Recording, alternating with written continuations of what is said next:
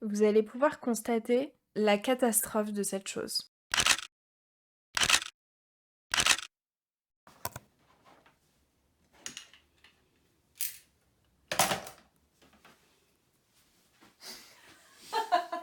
C'est parce qu'il me croit pas quand je range, c'est ça. Ouais. Là, si tu montes le bazar aussi, hein.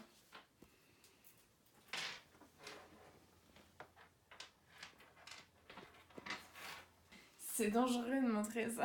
Tu sais que je viens d'envoyer toutes les vidéos sur le PC. Celle-ci n'y sera pas. Tu crois que je la mets sur la wishlist? Tu peux mettre une étiquette sur la wishlist.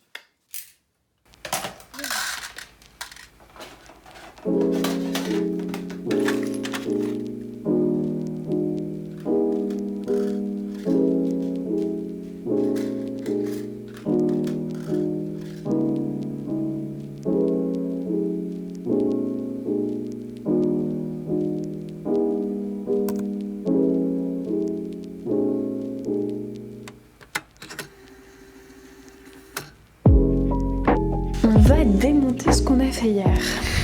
Finalement, ça ne marche pas.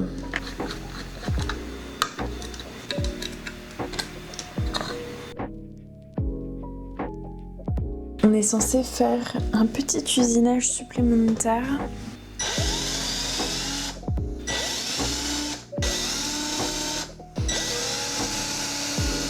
Hop, 14. Et on peut remonter notre bazar. Pardon, il faut que je vous emmène avec moi.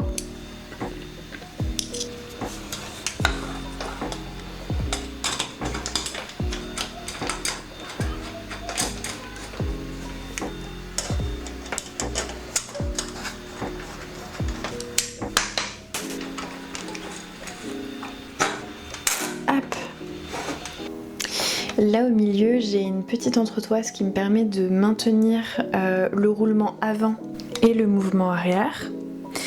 Et il faut qu'il soit centré. Donc on lui met un petit coup de crayon. Hop. Au niveau du montage, on a une petite entretoise, la vis, une petite entretoise,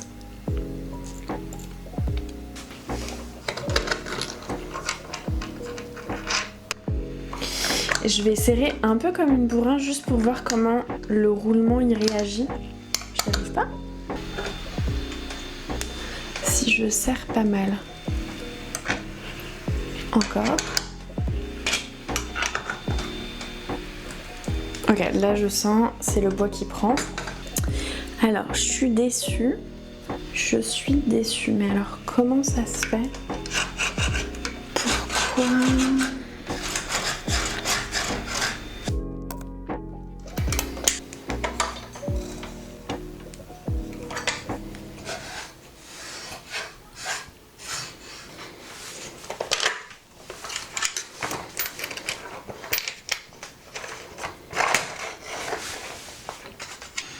Hop. J'ai imprimé cette petite pièce comme emplacement de roulement. Hop. Nickel. On va placer ça. Et nous, on a prévu de mettre ça ici. Et de deux.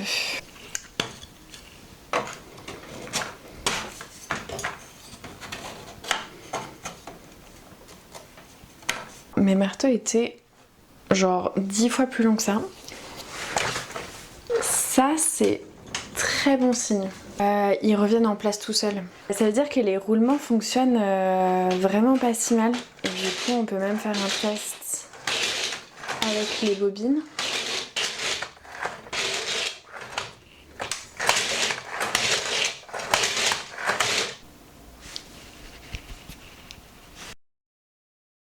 Je pense qu'il y a un petit retour aux origines qui est nécessaire. Le marteau, c'est quoi? Donc, le marteau sur la machine industrielle, il n'est même pas symbolisé sur les schémas. Par exemple, sur ce schéma où on a toutes les différentes parties pour définir les différents rôles sur la machine, le marteau n'y figure juste pas du tout. C'est-à-dire que c'est une mécanique qui est censée emporter les bobines de droite à gauche. Alors sur les schémas, du coup, ils symbolisent le mouvement de la bobine, ce qui est bien pour comprendre comment fonctionne la dentelle. Mais les premiers schémas sur lesquels je suis tombée, je n'ai même pas la moindre idée de à quoi ressemble un marteau, ce qu'aujourd'hui j'appelle un marteau, sur la Liverse. La première manière dont j'ai décomposé le métier, on a le magasin de fils qui sont en bas, qui sont en fait la réserve de stock et fils de chaîne. Ensuite, on a les cadres. Les cadres, c'est comme des lames en métal qui viennent faire des mouvements de droite à gauche, et c'est ce qui permet de créer l'entremêlement des fils. Ensuite, on a les bobines. Elles font un mouvement de balancier d'avant en arrière, et elles s'entremêlent du coup au milieu des fils qui bougent. En haut, on a le peigne, qui est une partie mécanique qui vient tasser la dentelle vers le haut, et en haut on a le magasin de tissu qui vient recueillir tout simplement la dentelle qui est terminée. Contrairement au tissage, la dentelle ne fonctionne pas avec un fil de chaîne qui vient faire 1 ou 0, mais avec des fils de chaîne qui peuvent se déplacer sur un certain nombre de positions. Donc ça, c'est mes cadres. Je rappelle, les fils de chaîne passent par les cadres, elles vont être déplacées de position en position, et c'est ce qui permet d'avoir des entremêlements aussi complexes et d'avoir ces ajours dans le textile. Pour décomposer le mouvement de la bobine, elle doit faire avant-arrière au milieu des fils de chaîne qui sont ici symbolisés en vert, qui prennent différentes positions. Donc là, on a par exemple le B et le C qui s'inversent, tout simplement parce qu'ils sont sur 2 lames différentes, et que en poussant les lames, on a des entremêlements différents au niveau des fils de chaîne. Nous, ce qui va nous intéresser cette semaine, c'est le mouvement des balanciers, parce qu'on essaye de terminer le balancier avec le mouvement des bobines. Ça, c'est le premier schéma que j'ai trouvé, où j'ai effectivement un tout petit aperçu de ce que pourrait être le marteau. Donc c'est ces bras-là, qui viennent attraper les oreilles sur la bobine et qui viennent les tirer d'un côté à l'autre. Sauf que cette mécanique est extrêmement compliquée. Donc sur le métier Liverse, on va effectivement avoir 2 bras, donc c'est ce qu'ils appellent des catch bars, qui viennent attraper une oreille, qui vient tirer la bobine d'un côté, qui la relâche, et l'autre bras vient dans un second temps venir tirer la bobine de l'autre côté. Donc c'est des bras qui sont vraiment sur toute la longueur, comme ça ils attrapent toutes les bobines d'un coup. Et ça, c'est la mécanique complète des catch bars.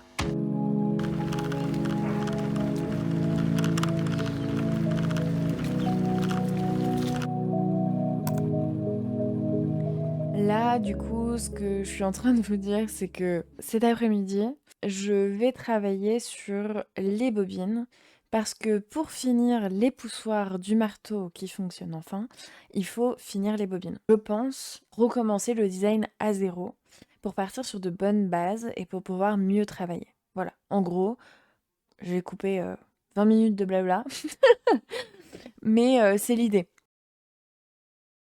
Donc la bobine. La bobine, c'est quoi? C'est un ensemble mec qui est composé de plusieurs parties, qui est composé d'un chariot, donc c'est la partie qui va contenir la canette, et ce chariot-là, il sert de guide à la bobine dans son mouvement.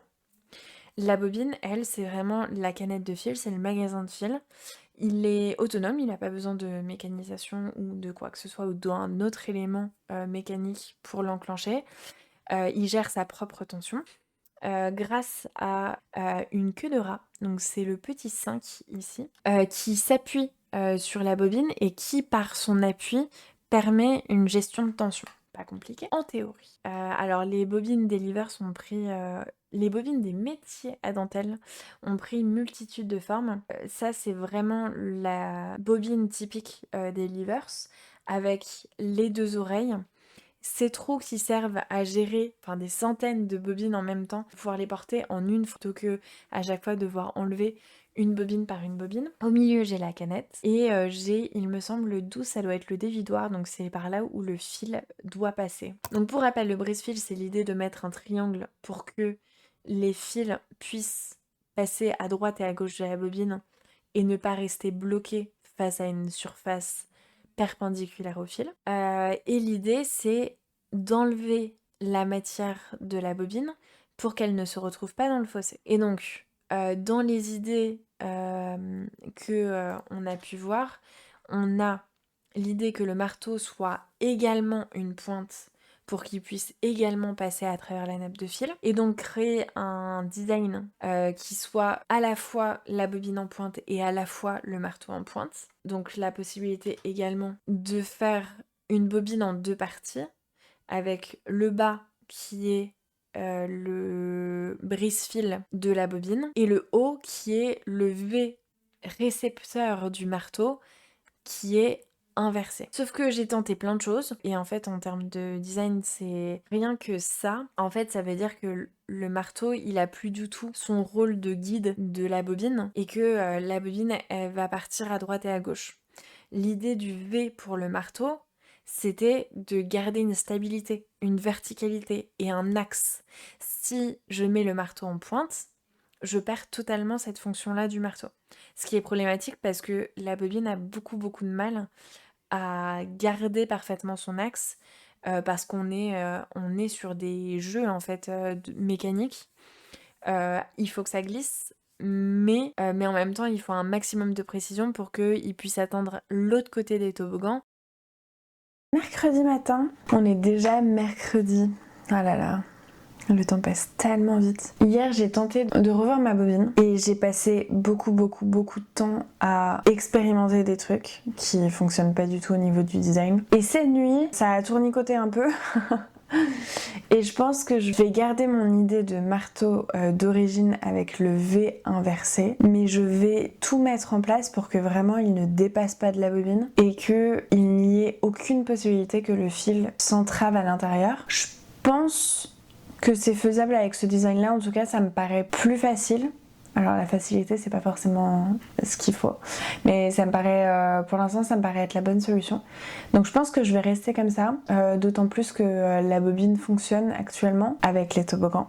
Donc j'ai pas envie de tout remettre le design à plat tout de suite, quitte à faire des améliorations par la suite. Mais actuellement ça fonctionne, donc on va le garder. Et donc voilà, ça va être le sujet du jour.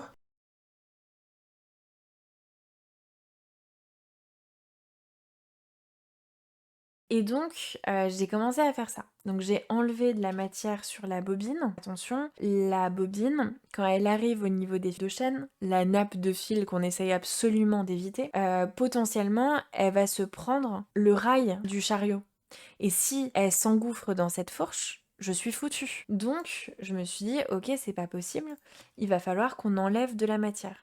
Sauf que comme je l'ai noté ici, le schéma n'est absolument pas bon. En gros, la bobine n'a pas cet angle-là face au fil. Et donc si on fait un schéma juste, donc ça c'est temps 1, la bobine est sur son toboggan. Temps 2, la bobine rencontre les fils de chaîne. Et là on se rend compte que grâce au nouveau design de la bobine, j'ai fait en sorte que l'angle du brise-fil soit exactement le même que celui des fils de chaîne quand ils se rencontrent. Donc là, je sais que c'est la première chose que les fils de chaîne rencontrent, c'est les laites et c'est pas la fourche qui est en bas, les rails. Ah bah voilà, c'est vraiment bien de garder une note finalement. Là, en fait, ce que j'ai fait, c'est que donc j'ai recommencé la bobine de zéro. Mais ce qu'il faut savoir, c'est que j'ai du coup décidé de garder l'angle de ma bobine ici et en vert ici. J'ai décidé de faire en sorte que cet angle-là, ça soit un rayon de l'arc de cercle. Comme ça, je m'assure que quand ce côté arrive face au fil, on est bien parallèle. Et ma bobine avant, elle était comme ça. Et c'est pour ça que j'avais un angle différent. Quand j'arrivais face au fil de chaîne, j'arrivais pas parallèle.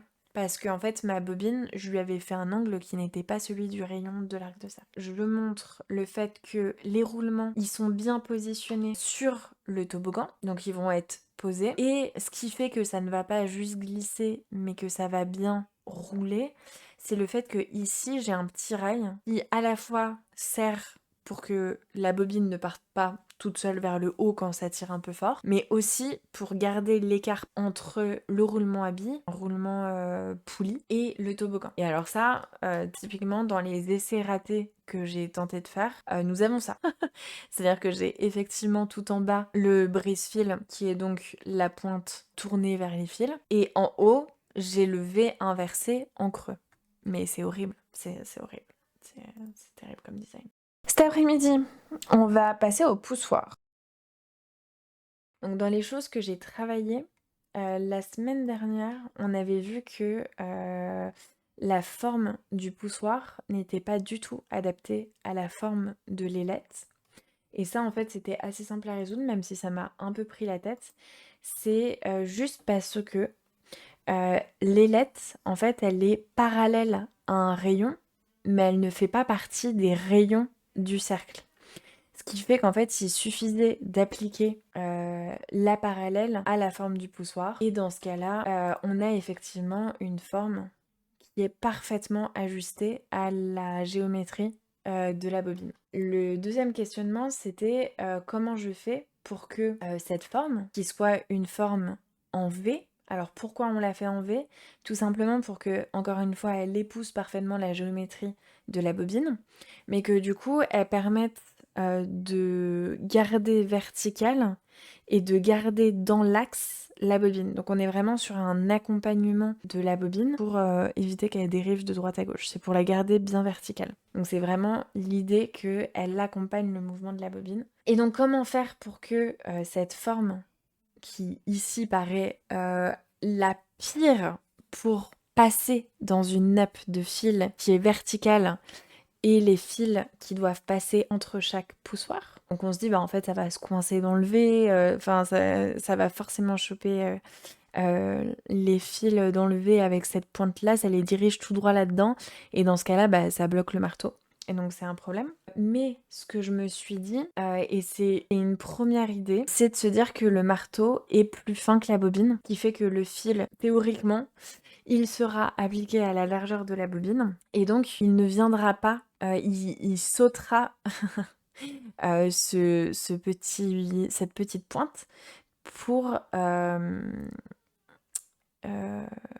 et n'embêtera pas du coup le passage du poussoir à travers les fils. Je sais pas si je suis claire. Sinon, il faudra effectivement rajouter un poinçon sur la bobine pour, pour faire vraiment un petit saut et pour éviter pile à cet endroit-là que le fil puisse se coincer dans la pointe. Donc ça sera à faire potentiellement. Je vous montre juste ça. Petit chat!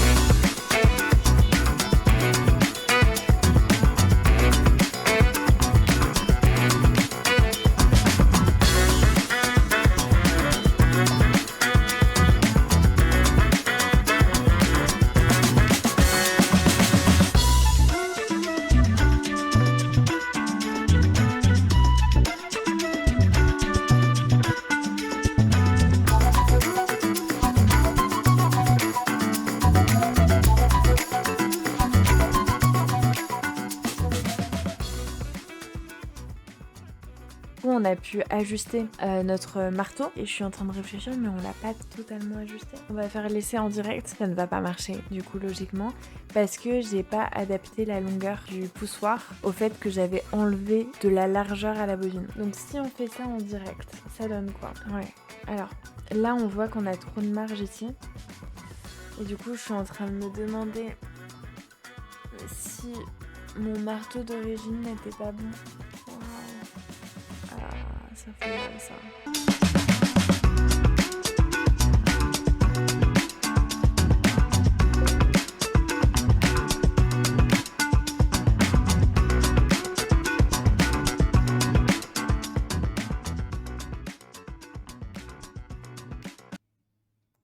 Voilà, bonsoir! Putain, il faut que j'apprenne les raccourcis de modération, moi c'est catastrophique, ça va que vous êtes gentil et que ça se voit parce que concrètement j'ai aucun outil de modération. Vous allez pouvoir constater la catastrophe de cette chose. Donc j'ai imprimé la bobine, j'ai tout remodélisé et tout est propre. Donc ça c'est cool. Ça veut dire que si on veut travailler dessus, au moins on peut travailler dessus de manière correcte. Cependant, l'impression s'est extrêmement mal passée dans le sens où c'est ici je suis censée avoir une couche de plastique, comme là. On voit que ça transperce pas. Sauf que comme mon plateau n'est absolument pas droit, j'ai les trous là. Donc je sais pas si pour tester le truc, Je vais juste foutre un coup de scotch dessus ou pas, mais bref, ça m'a fort saoulée. C'est pas beau. Là, du coup, j'ai carrément, des espèces de surcouches, enfin bref. Et du coup, quand je l'assemble, il y a tout qui saute, en fait. Donc pour moi, il y a beaucoup, qui est, de l'ordre de l'impression et c'est très, très chiant. Et de l'ordre de la conception, j'ai pas encore, regardé, mais je pense que là, ça sert même pas d'essayer de le monter parce qu'en fait, il y aura trop de problèmes. Regardez ça. Le truc, il est carrément tordu. Par contre, les axes ont l'air de bien, s'enclencher, enfin, il n'y a pas l'air d'avoir d'erreur de conception à proprement parler. Mais par contre, l'impression est cata! Mais grosso merdo, je peux aller plutôt très vite. En mode, ok, cette partie-là fonctionne.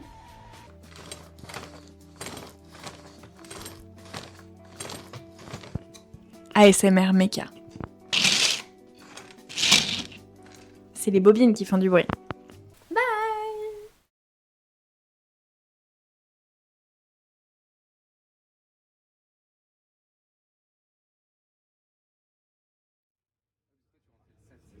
Envers, attention, des pickpockets peuvent être présents à bord.